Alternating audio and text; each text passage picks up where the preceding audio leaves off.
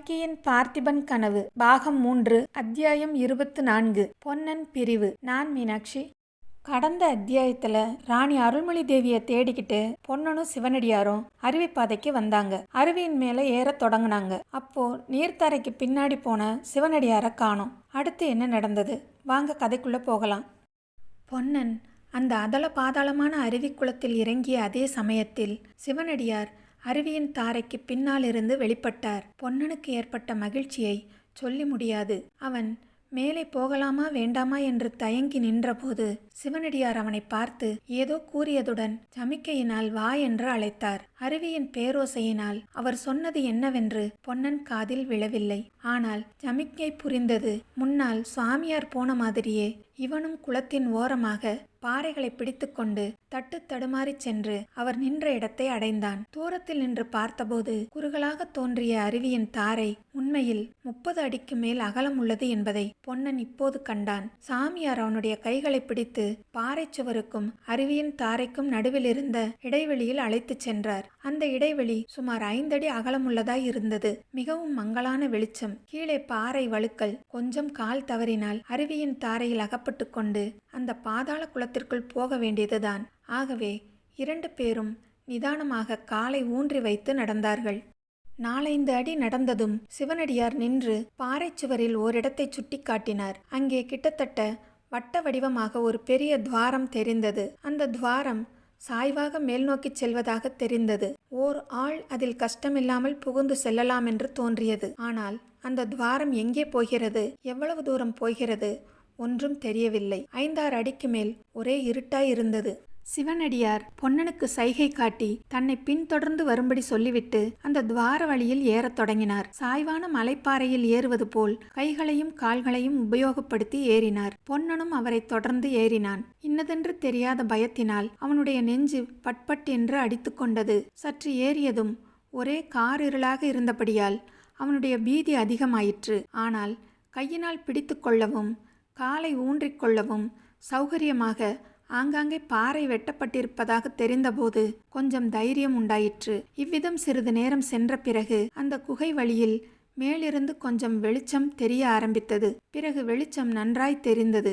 சிவனடியார் மேலே ஏறி அப்பால் நகர்ந்தார். பொன்னனும் அவரை தொடர்ந்து ஏறி அடுத்த நிமிஷம் வெட்ட வெளியில் மலைப்பாறை மீது நின்றான். சுற்றுமுற்றும் பார்த்தான். ஆஹா, அது என்ன அற்புத காட்சி! மலை அருவி விழுந்த செங்குத்தான பாறையின் விளிம்பின் அருகில் அவர்கள் நின்றார்கள். அங்கே பாறையில் கிணறு மாதிரி வட்ட வடிவமாக ஒரு பள்ளம் இருந்தது. அந்த பள்ளத்தின் நடுமத்தியில்தான் குகை வழி ஆரம்பமாகி கீழே சென்றது. பள்ளத்துக்கு இடதுபுறத்தில் கொஞ்சம் தூரத்தில் அருவி சோ என்று அலறிக்கொண்டு கீழே விழுந்தது. அருவி விழுந்த திசைக்கு எதிர்ப்புறமாக பார்த்தால் கண்கொள்ளா காட்சியாய் இருந்தது. 3 பக்கமும் சுவர் வைத்தார் போன்ற மலைத்தொடர்கள். நடுவில் விஸ்தாரமான சமவெளி. அந்த சமவெளியில் கண்ணு கெட்டிய தூரம் மஞ்சள் மலர்களால் மூடப்பட்ட காட்டு கொன்றை மரங்கள். எங்கே பார்த்தாலும் பூ, பொன்னிற பூ. பார்த்தாயா பொன்னா, எப்பேற்பட்ட அருமையான இடம்! இந்த இடத்தை கொண்டு போய் கடவுள் எவ்வளவு ரகசியமான இடத்தில் ஒளித்து வைத்திருக்கிறார் பார்த்தாயா என்றார் சிவனடியார். ஆமாம் சுவாமி, எங்கள் பார்த்திப மகாராஜாவின் சித்திர மண்டபத்தைப் போல என்றான் பொன்னன். சிவனடியார் குறுநகை புரிந்தார். ஆனால் பொன்னா, பகவான் இவ்வளவு அழகை சேர்த்து ஒளித்து வைத்திருக்கும் இந்த இடத்தில் மகா பயங்கரமான கோர சம்பவங்கள் எல்லாம் நடக்கின்றன. ஐயோ சுவாமி, ஏன் அவ்விதம் சொல்கிறீர்கள்? ஆமாம், வெகு நாளாய் நான் அறிய விரும்பியதை இப்போது அறிந்தேன். மகா கபால பைரவரின் இருப்பிடம் இந்த மலை சூழ்ந்த பள்ளத்தாக்கில்தான் எங்கேயோ இருக்கிறது. அதை கண்டுபிடித்து விட்டுதான் நான் இங்கிருந்து திரும்பி வருவேன். நானும் தான் சுவாமி. உங்களை தனியே விட்டுவிட்டு நான் போய்விடுவேன் என்று நினைத்தீர்களா? இல்லை பொன்னா, நீ போக வேண்டும். உனக்கு வேறு காரியம் இருக்கிறது. மிகவும் முக்கியமான காரியம். எங்கள் ராணியை கண்டுபிடிப்பதை காட்டிலும் முக்கியமான காரியம் என்ன சுவாமி? அதற்குத்தானே நான் வந்திருக்கிறேன் பொன்னா.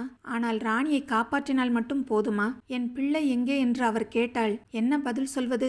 இளவரசரும் இப்போது பெரிய அபாயத்தில்தான் இருக்கிறார். மாரப்பனுக்கும் மகா கபால பைரவருக்கும் நடந்த சம்பாஷணையை ஞாபகப்படுத்திக்கொள். மாரப்பனுக்கு ஒரு வேளை தெரிந்து போனால் அவன் என்ன செய்வானோ?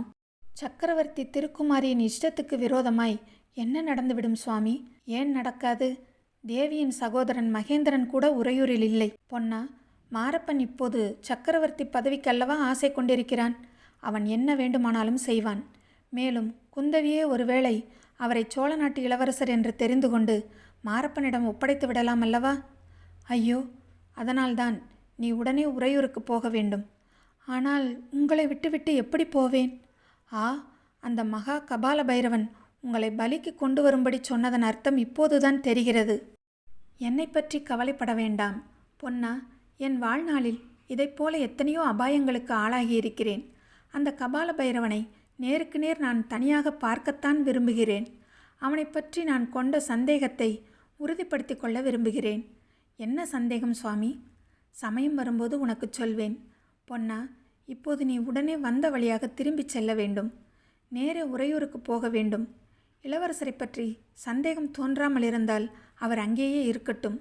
ஏதாவது அபாயம் ஏற்படும் என்று தோன்றினால் அவரை ஜாகிரதையாக நீ அழைத்து கொண்டு மாமல்லபுரத்துக்கு அருகில் என்னை நீ சந்தித்த சிற்ப மண்டபத்திற்கு வந்து சேர வேண்டும். அங்கே வந்து உங்களை நான் சந்திக்கிறேன். தாங்கள் வராவிட்டால் அடுத்த பௌர்ணமி வரையில் பார். அதற்குள் நான் உறையூரிலாவது மாமல்லபுரத்து சிற்ப மண்டபத்திலாவது வந்து உங்களை சந்திக்காவிட்டால் நீ என்னை தேடிக்கொண்டு வரலாம். அப்படியே சுவாமி என்று சொல்லி பொன்னன் சிவனடியாரிடம் பிரியாவிடை பெற்று அந்த துவாரத்துக்குள் இறங்கிச் சென்றான். கீழே வந்து அருவிக்குளத்தை தாண்டி கரையேறியதும் மேலே ஏறிட்டு பார்த்தான். அருவிப்பாறையின் விளிம்பில் சிவனடியார் நின்று பார்த்து கொண்டிருப்பது தெரிந்தது. பொன்னன் அவரை நோக்கி கைகூப்பி நமஸ்கரிக்க அவரும் கையை நீட்டி ஆசீர்வதித்தார். பிறகு பொன்னன் விரைவாக அருவி வழியில் கீழே இறங்கி செல்லலுற்றான். சிவனடியார்கிட்ட பிரிஞ்சு உறையூர் போன பொன்னன் யாரை சந்திச்சாங்கிறத அடுத்து வர்ற அத்தியாயத்தில் நாம் பார்க்கலாம். இது வரைக்கும் என்னோடய சேனலை சப்ஸ்கிரைப் பண்ணவங்க எல்லாருக்கும் ரொம்ப நன்றிங்க. தொடர்ந்து கதையை கேளுங்க, சப்ஸ்கிரைப் பண்ணுங்கள், சப்போர்ட் பண்ணுங்கள். நன்றி.